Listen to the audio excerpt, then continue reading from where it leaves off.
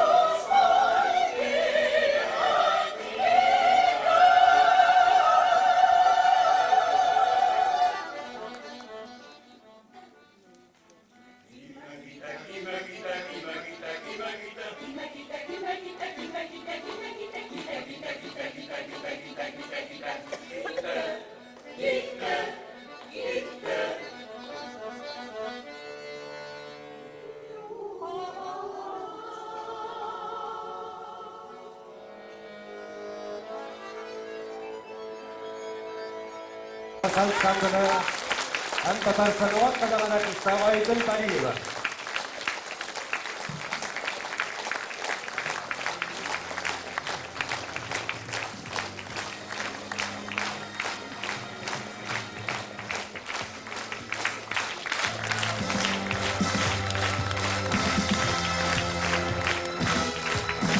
Birinchidan boringizga bek zo'r rahmat.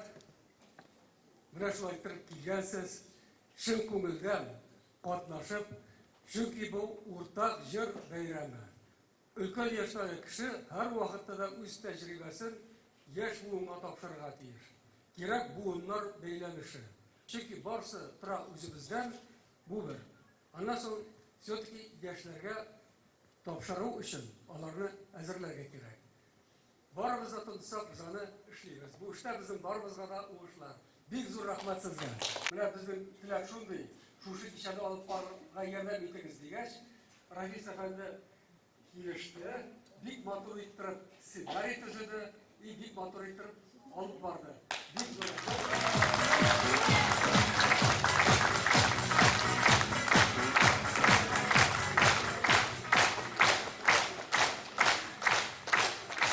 Qadrli dostlar, bugungi konsertning biz qabızgan o'tlar deb atalуы yuqorida tugul.